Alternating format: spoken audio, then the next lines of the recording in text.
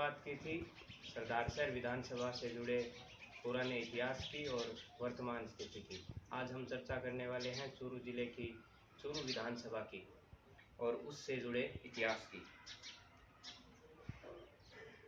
चूरू विधानसभा क्षेत्र के चुनावी इतिहास में अगर हम देखें तो चूरू जिले का एकमात्र ऐसा क्षेत्र है जो एक ही तहसील तक सीमित है। बाकी सभी विधानसभा क्षेत्र में दूसरी तहसीलों का कुछ भाग भी शामिल होता है। 1952 और 1957 की बात करें तो यहाँ से एक साथ दो विधायक निर्वाचित हुए थे, एक सामान्य श्रेणी से और दूसरा आरक्षित श्रेणी से। 1952 के प्रथम आम चुनाव में कांग्रेस के प्रभुदयाल जी तथा कुंभाराम जी आर्य विधायक बने। दूसरे चुनाव में कांग्रेस के राउतराम जी आर्य तथा निर्दलीय मोहर सिंह जी विधायक बने। 1962 का चुनाव निर्दलीय मोहर सिंह जी ने जीता। 1957 तक चूरू 2 सदस्य वाला विधानसभा क्षेत्र रहा। 1967 के चुनाव में मेघराज जी पंवार ने कांग्रेस के मोहर सिंह जी राठौड़ को हराकर विधानसभा जाने से रोका। 1972 में मोहर सिंह जी राठौड़ लाखाऊ ने प्रताप सिंह जी बुडानिया को हराया। 1977 का चुनाव जनता पार्टी की लहर में मेघराज जी पंवार ने जीता तथा दूसरी बार विधानसभा गए। 1980 में पंचायत स्तर की राजनीति करने वाले भालू खां जी ने विधानसभा 76 में विधायक प्रत्याशी के तौर पर उम्मीदवारी पेश की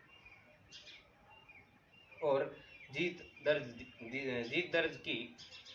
जनता पार्टी के रामनाथ जी कसवा दूसरे स्थान पर रहे। भाजपा के टोपनदास जी तीसरे स्थान पर रहे।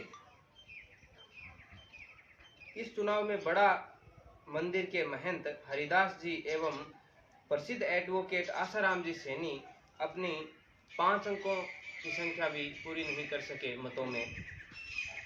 चूरू विधानसभा क्षेत्र में सबसे बड़ी और सबसे छोटी जीत का रिकॉर्ड प्रदेश के कद्दावर नेता राजेंद्र जी राठौड़ के नाम है।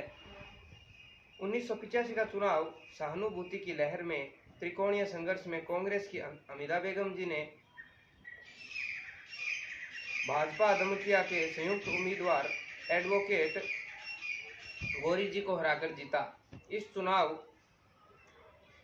में राठौड़ साहब ने बनी पार्क विधानसभा छोड़कर चूरू को रणभूमि के रूप में चुना।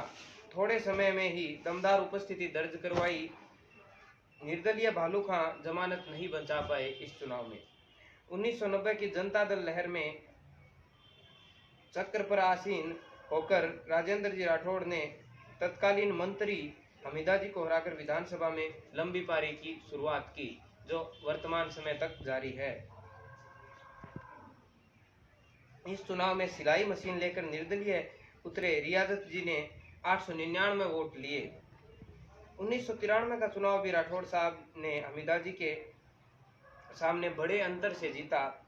एडवोकेट आसाराम जी इस चुनाव में जनता दल से प्रत्याशी थे और वो अपनी जमानत भी नहीं बचा पाए थे।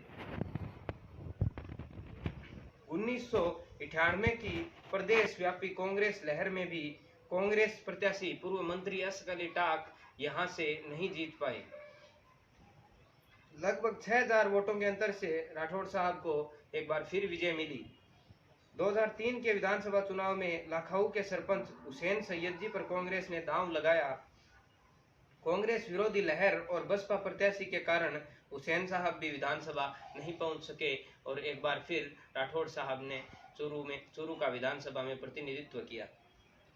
2008 के चुनाव में हाजी मकबूल जी मंडेलिया ने तत्कालीन प्रधान और भाजपा प्रत्याशी हरलाल जी सारण को लगभग 8000 वोटों से चुनाव हराकर कांग्रेस की लंबे समय बाद इस विधानसभा क्षेत्र में वापसी करवाई।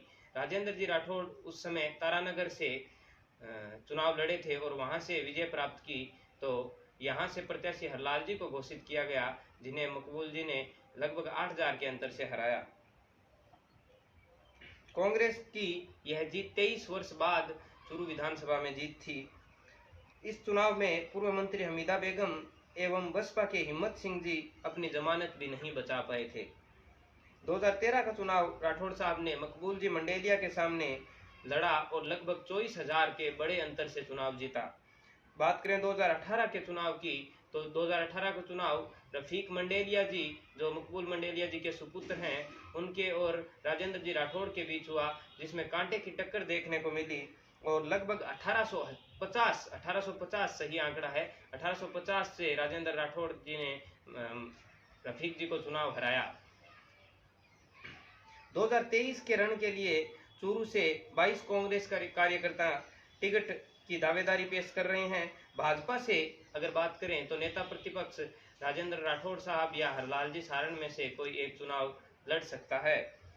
कांग्रेस से देखें तो कुछ प्रत्याशी जो मुख्य हैं उनमें रिहाना रियाज जी, मंडेलिया जी, जंगशेर जी, मुश्ताक जी, तनवीर जी, रियाजत जी एवं रणजीत जी सातरा पूरे जोश से टिकट मांग कर रहे हैं। टिकट किसी को भी मिले, परंतु यह तय है कि 2018 की भांति इस बार भी यहाँ से कांटे की टक्कर देखने को मिलेगी, इसकी पूरी संभावना है। तो यहाँ से समाप्त होता है चूरू का इतिहास। धन्यवाद।